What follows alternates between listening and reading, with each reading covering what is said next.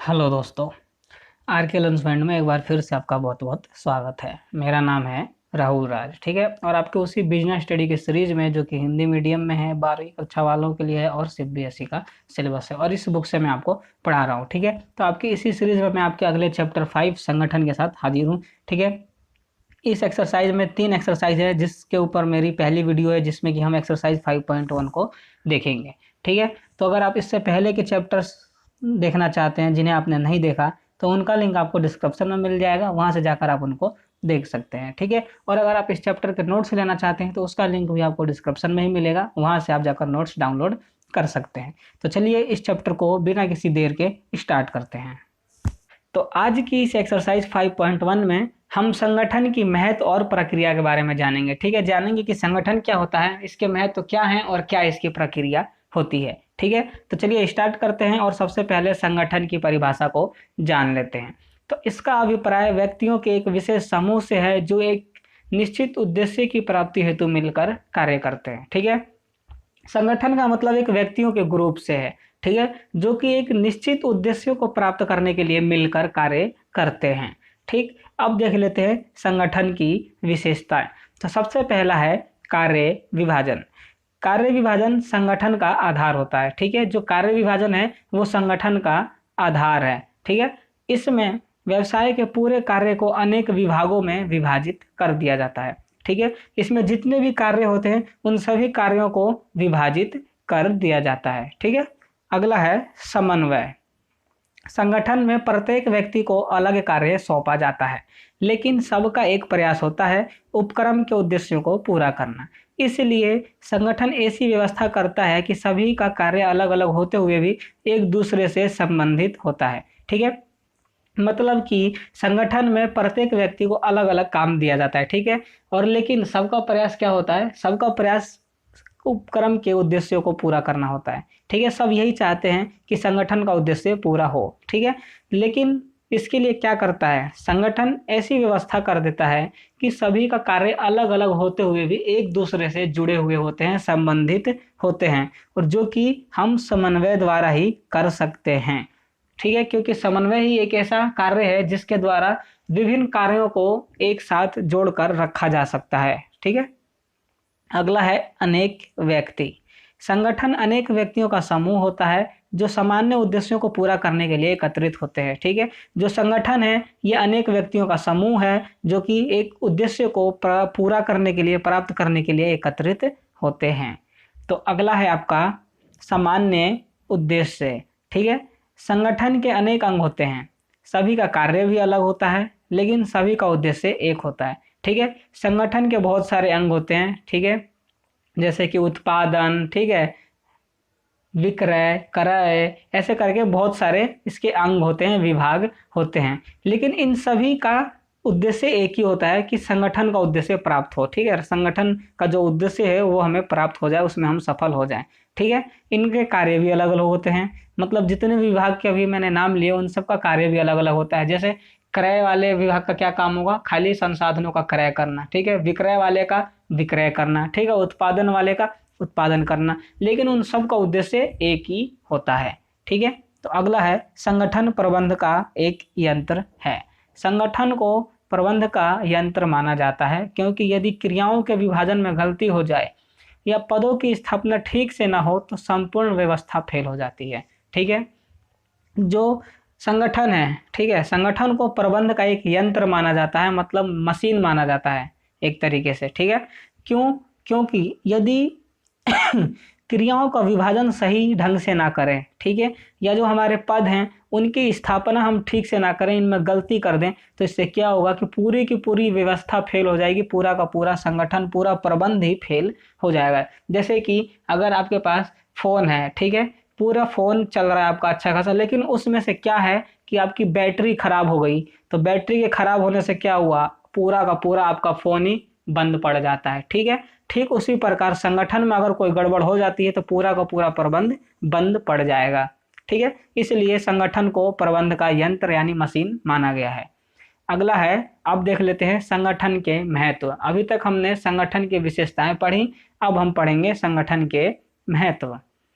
सबसे पहला है विशिष्टीकरण का लाभ। इसमें व्यवसाय के पूरे कार्य को अनेक उप कार्यों में विभाजित कर दिया जाता है और प्रत्येक व्यक्ति को वही कार्य दिया जाता है जो वो बार बार करता रहा है, जिससे विशिष्टीकरण के लाभ प्राप्त होते हैं। ठीक है, ये विशिष्टीकरण मैं आपको पहले चैप्टर में भी पढ़ा चुका हूँ। ठीक है, पहले जो तीसरा चैप्टर था आपका, उसमें भी मैं आपको विशिष्टीकरण बता चुका हूँ कि विशिष्टीकरण कैसे प्राप्त किया जाता है। ठीक है, तो इसमें क्या किया जाता है, विशिष्टीकरण का लाभ प्राप्त करने के लिए जितने भी कार्य होते हैं उनको छोटे छोटे भागों में विभाजित करके प्रत्येक कर्मचारी को वही कार्य दिया जाता है जो वो शुरू से ही करता आ रहा है। ठीक है, वो एक ही कार्य को करते करते क्या होता है कि वो उस कार्य का विशेषज्ञ बन जाता है, जिससे कि विशिष्टीकरण के लाभ प्राप्त होते हैं। ठीक है, अगला है कार्य संबंधों में स्पष्टता। संगठन में कर्मचारियों के मध्य कार्य संबंधों को स्पष्ट कर दिया जाता है कि कौन किसको रिपोर्ट करेगा।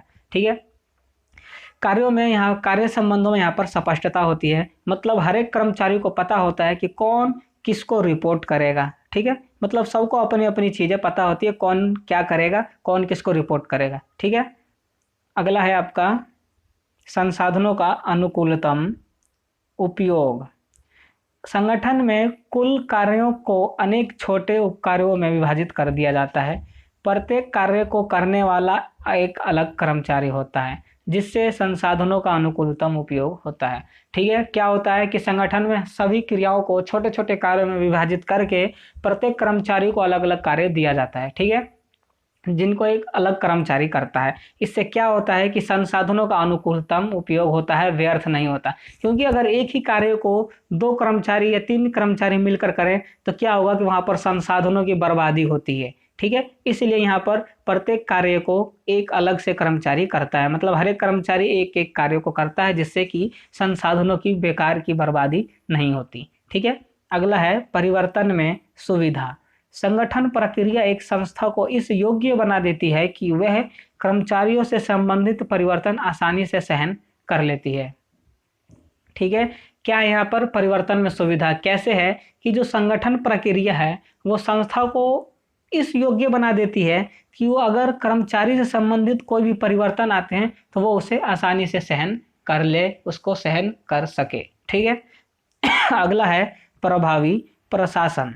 संगठन प्रक्रिया प्रत्येक प्रबंधक द्वारा की जाने वाली विभिन्न क्रियाओं व प्राप्त अधिकारों का स्पष्ट उल्लेख कर देती है, जिससे भ्रम की स्थिति उत्पन्न नहीं होती।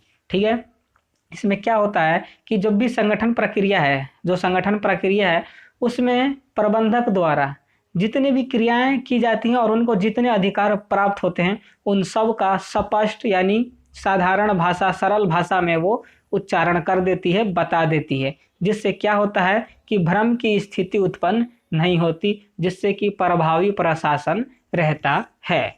ठीक है, अगला है कर्मचारियों का विकास। संगठन प्रक्रिया में कर्मचारियों को प्राप्त निर्णय स्वतंत्रता से उनका विकास होता है। इसमें क्या है कि संगठन प्रक्रिया में कर्मचारियों को प्राप्त होता है स्वतंत्रता निर्णय, कर्मचारियों को स्वतंत्र निर्णय प्राप्त होता है, स्वतंत्रता प्राप्त होती है उनको निर्णय लेने के लिए। इससे क्या होता है कि उनका विकास होता है। ठीक है, मतलब यहाँ पर जो संगठन प्रक्रिया है इसमें कर्मचारियों को निर्णय लेने की स्वतंत्रता दी जाती है, जिससे कर्मचारियों का विकास होता है। ठीक है, अब हमने यहाँ पर क्या पढ़ा, संगठन के महत्व भी पढ़ लिए। ठीक है, तो अब सबसे इम्पोर्टेंट जो कि संगठन प्रक्रिया, हम इसको पढ़ने वाले हैं। ठीक है, और एक बात बता दूं मैं कि जब भी प्रक्रिया को लिखते हैं तो उसको स्टेप बाय स्टेप लिखते हैं, कोई सा भी पॉइंट ऊपर नीचे नहीं कर सकते, वरना पूरी की पूरी प्रक्रिया गलत हो जाती है। तो सबसे पहला है कार्य की पहचान एवं विभाजन। ठीक है, संगठन प्रक्रिया के प्रथम चरण में कार्यों की पहचान करके उनका विभाजन किया जाता है। ठीक है, सबसे पहले क्या किया जाता है कि कार्यों को विभाजन किया जाता है, कार्यों को बांटा जाता है, उनको पहचाना जाता है और उनके अनुसार कर्मचारियों को बांट दिया जाता है, कर्मचारियों को दे दिया जाता है। ठीक है, दूसरा है विभागीयकरण। संगठन प्रक्रिया के प्रथम चरण में कार्यों की पहचान कर लेने के बाद उनका विभागीयकरण कर दिया जाता है। इनमें एक समान क्रियाओं का समूह बनाकर एक विशेष विभाग को सौंप दिया जाता है, जैसे क्रय करने के सभी कार्य क्रय विभाग को सौंपना। ठीक है, इसका मतलब है कि जब हम कार्यों की पहचान कर लेते हैं उसके बाद हम उसका विभागीयकरण कर देते हैं, मतलब कि जो क्रियाएं एक जैसी हैं उन सब का एक समूह बना देते हैं और उसका कोई नाम दे देते हैं। जैसे कि जितना भी हमको खरीदने वाला हमारा काम है, क्रय करने वाले जितने भी काम हैं, उन सब को हमने क्या नाम दे दिया, क्रय विभाग। उन सब का एक ग्रुप बना दिया और उसका नाम दे दिया हमने क्रय विभाग। तो अब क्रय विभाग सारे क्रय करने वाले काम करेगा, जितने भी क्रय किए जाएंगे उन सब का जिम्मेदारी कौन उठाएगा, क्रय विभाग उठाएगा। ठीक है, तो ऐसे ही करके सभी का विभाग अलग अलग स्थापित कर दिया जाता है। ठीक है, अगला है काम सौंपना। इस चरण में यह निश्चित किया जाता है कि प्रत्येक पद या व्यक्ति को क्या क्या काम करने हैं। ठीक है, यहाँ पर यह निश्चित कर दिया जाता है कि प्रत्येक पद और व्यक्ति इनको क्या क्या काम करने हैं। जैसे कि जो क्रय विभाग में क्रय प्रबंधक है, ये क्या करेगा, क्रय का उत्तरदायित्व सौंपेगा।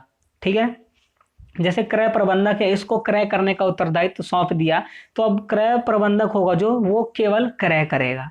ठीक है, उसका और बाकी के कामों से कुछ लेना देना नहीं है, वो क्या करेगा, सिर्फ क्रय करेगा। तो यहाँ पर क्या किया जाता है, कार्य निश्चित कर दिए जाते हैं कि कौन क्या काम करेगा। ठीक है, उसके बाद अंतिम है सूचना प्रेषित करने के लिए संबंध स्थापित करना। जब दो या अधिक व्यक्ति एक समान उद्देश्य को प्राप्त करने के लिए कार्य करते हैं तो उनके मध्य संबंधों की स्पष्ट व्याख्या होना चाहिए कि कौन किसका अधिकारी है और कौन किसका अधीनस्थ है। ठीक है, जब बहुत सारे व्यक्ति मिलकर एक उद्देश्य को प्राप्त करने के लिए कार्य करते हैं तो क्या है कि उनके बीच में उनके संबंधों को सरल भाषा में स्पष्ट कर देना चाहिए, ताकि उनमें भ्रम की स्थिति ना हो कि उनमें से अधिकारी कौन है और अधीनस्थ कौन है। ठीक है, तो यहाँ पर यह निश्चित कर दिया जाता है कि कौन अधीनस्थ है और कौन अधिकारी है।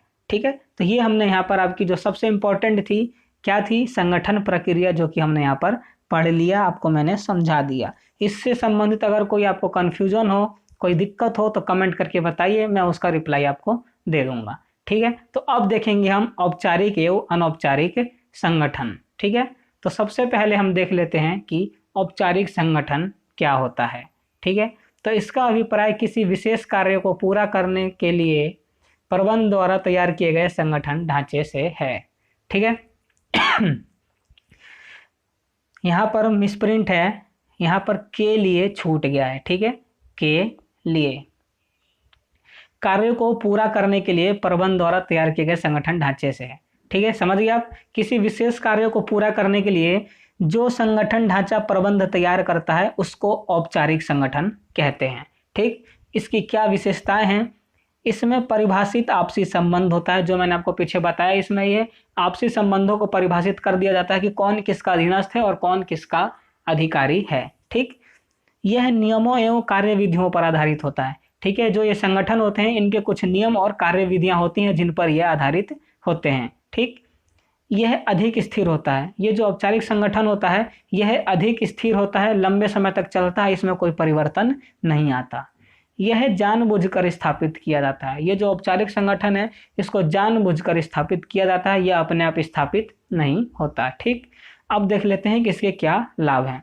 कार्य का दोहराव नहीं होता, इसमें कार्यों का दोहराव नहीं होता, क्योंकि मैंने आपको पीछे बताया था कि प्रत्येक कर्मचारी को एक अलग कार्य सौंपा जाता है। ठीक है, मतलब एक कर्मचारी एक कार्य करता है, तो इसलिए यहाँ पर कार्यों का दोहराव नहीं होता। इसमें भ्रम नहीं होती कि ये कार्य हुआ या नहीं हुआ, क्योंकि हर एक कर्मचारी को अलग अलग कार्य सौंपे गए होते हैं, तो इसलिए यहाँ पर कार्यों का दोहराव नहीं होता। ठीक है, आदेश की एकता संभव होती है। ठीक है, आदेश की एकता जो कि मैंने आपको दूसरे चैप्टर में प्रबंध के सिद्धांत जो कि फ्यूल के थे मैंने आपको उसमें बताया था। ठीक है, आदेश की एकता का मतलब क्या होता है, आदेश की एकता का मतलब ये होता है कि एक कर्मचारी को एक समय पर एक ही अधिकारी से आदेश प्राप्त होने चाहिए और वो उसी के प्रति उत्तरदायी भी होना चाहिए। ठीक है, जिसका संगठन में पालन किया जाता है। ठीक, लक्ष्यों को प्राप्त करने में आसानी, इससे क्या होता है कि जो हमारे उद्देश्य, जो हमारा लक्ष्य होता है वो आसानी से प्राप्त हो जाता है।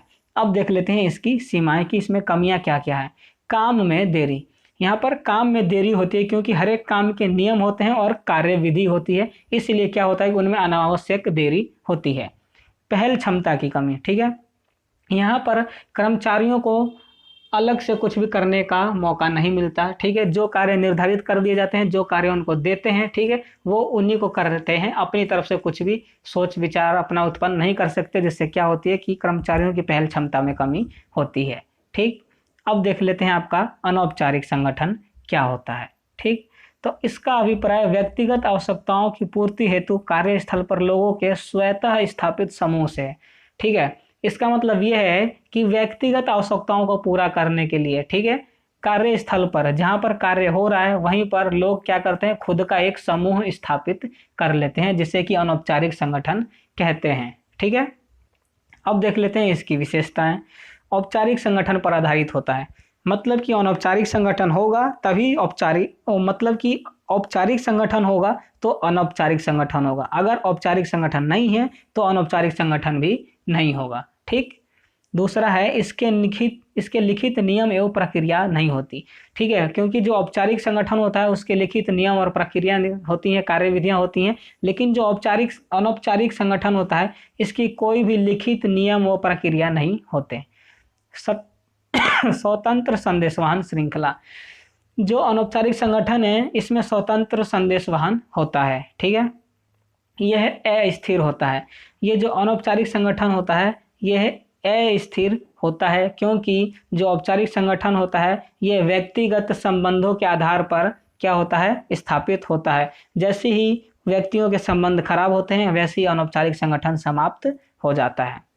अगला है यह जानबूझकर स्थापित नहीं किया जाता है, ठीक है। ये जो अनौपचारिक संगठन है हम ये इसको जानबूझकर स्थापित नहीं करते, ठीक है, ये अपने आप स्थापित होता है। जैसे किसी से बातचीत करते समय उनसे हमारा जान परिचय, जान पहचान बन जाती है, हो जाती है, ठीक उसी प्रकार ये भी अनौपचारिक संगठन अपने आप हो जाता है, ठीक। अब देख लेते हैं इसका लाभ क्या क्या है। प्रभावपूर्ण संदेशवाहन, इसमें जो संदेशवाहन होता है वो प्रभावपूर्ण होता है, समय अनुसार कहीं भी संदेशवाहन पहुंच सकता है, ठीक, जो कि औपचारिक संगठन में नहीं होता, क्योंकि उसमें कार्य विधि होती है जिसका पालन करना अनिवार्य होता है। अगला है सामाजिक आवश्यकताओं की पूर्ति, इसमें जो सामाजिक आवश्यकता होती है उनकी भी पूर्ति होती है, जैसे कि जहाँ कार्य हो रहा है वहाँ पर आपसी भाईचारा बनाकर रखना, तो अनौपचारिक संगठन से क्या होता है, भाईचारा बना रहता है जो कि सामाजिक आवश्यकताओं को पूरा कर रहा है।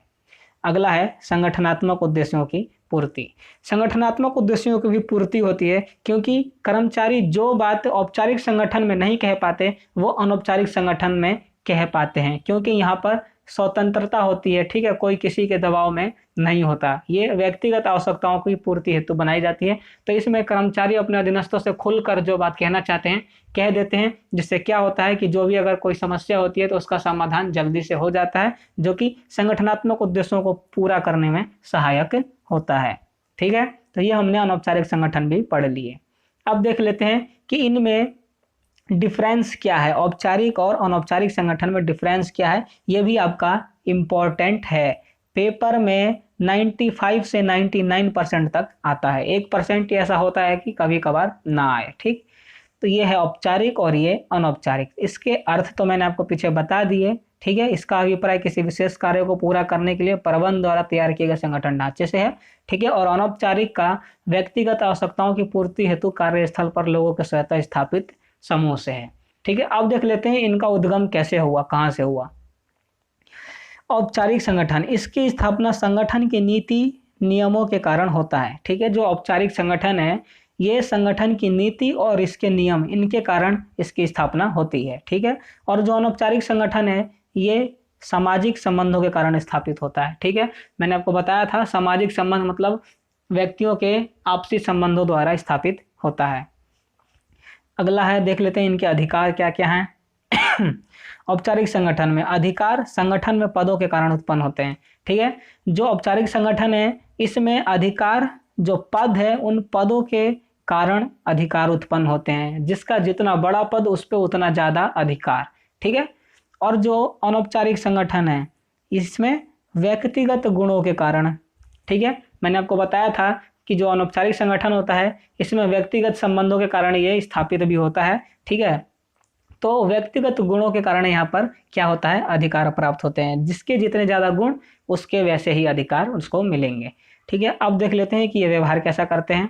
तो औपचारिक संगठन में पूर्व निर्धारित होता है, जो भी व्यवहार होना है, जो भी कार्य होना है वो पहले से निर्धारित होता है, लेकिन औपचारिक में पूर्व निर्धारित नहीं होता। ये इसमें जो भी होता है अचानक से होता है, ठीक है। मतलब कि औपचारिक संगठन में सभी क्रियाएं निर्धारित होती हैं और अनौपचारिक संगठन में कोई भी कार्य निर्धारित नहीं होता। इसमें देख लेते हैं अब संदेशवहन कैसा होता है इनमें। तो औपचारिक संगठन में सोपान श्रृंखला के अनुसार होता है, ठीक है। जो औपचारिक संगठन है इसमें संदेशवहन औपचारिक और सोपान श्रृंखला के अनुसार होता है, जो कि मैंने आपको पार्ट 2 यानी कि आपका जो प्रबंध के सिद्धांत जो चैप्टर था दूसरा, उसमें मैंने आपको जो उसके सिद्धांत थे सोपान श्रृंखला था जो, उसको मैंने आपको उसमें पढ़ाया था, ठीक है। जो अनौपचारिक संगठन है इसमें किसी भी दिशा में प्रवाहित हो जाता है। यहाँ पर कोई भी श्रृंखला या कोई प्रक्रिया नीति नियम नहीं है संदेशवहन के लिए, ठीक है। इसमें स्वतंत्र संदेशवहन होता है। अब देख लेते हैं कि इनके नेता कैसे होते हैं, कैसे चुना जाता है इन्हें। तो औपचारिक संगठन में प्रबंधक उच्च पद द्वारा नेता होते हैं, ठीक है। जो औपचारिक संगठन होता है इसमें जो प्रबंधक होते हैं, क्योंकि जो प्रबंधक होते हैं वो उच्च पद पर होते हैं, इसलिए वो यहाँ औपचारिक संगठन के नेता होते हैं। लेकिन अनौपचारिक संगठन में क्या होता है कि नेता चुना जाता है, इनके लिए चुनाव होता है, किया जाता है, जिससे कि नेता चुना जाता है अनौपचारिक संगठन में, ठीक। तो ये औपचारिक और अनौपचारिक संगठन में क्या थे, डिफरेंसेस थे, जो कि हमने पढ़ लिए। और ये आपका चैप्टर, ये एक्सरसाइज यहीं पर समाप्त होता है, ठीक है। मैं आशा करता हूँ कि आपको समझ में आ रहा होगा और कोई भी परेशानी नहीं होगी। अगर फिर भी आपको कोई परेशानी आती है तो उसको कमेंट करके बता सकते हैं, मैं आपको उसका सलूशन दे दूंगा, ठीक है। तो आज के लिए इतना ही बस। अगर आप इसके नोट्स डाउनलोड करना चाहते हैं तो आपको उसका लिंक डिस्क्रिप्शन में मिल जाएगा, वहां से जाकर डाउनलोड कर सकते हैं। और अगर आपने इसके पहले के चैप्टर्स नहीं देखे हैं, उनको देखना चाहते हैं, तो उसका लिंक भी आपको डिस्क्रिप्शन में मिलेगा, उनके प्लेलिस्ट का लिंक, वहां से जाकर आप उनको देख सकते हैं। तो आज की वीडियो में बस इतना ही। अगर जुड़े रहना चाहते हैं तो हमारे चैनल को सब्सक्राइब कर लें, ठीक है। कमेंट करके बताएं कि कोई परेशानी आ रही है, अगर कोई परेशानी है तो उसको कमेंट करें ताकि मैं उसका सलूशन आपको दे सकूं, ठीक है। और अगर आपका कोई दोस्त है जो कि बिजनेस स्टडी को हिंदी में पढ़ना चाहता है तो उसके साथ शेयर जरूर करें ताकि वो भी बिजनेस स्टडी हिंदी में पढ़ सके। और अंत में एक लाइक जरूर करना, वीडियो अच्छी लगी हो, समझ में आई हो तो ठीक है। आज की वीडियो में बस इतना ही। आपके साथ में आपके अगले चैप्टर के साथ अगली वीडियो में मिलूंगा, तब तक के लिए गुड।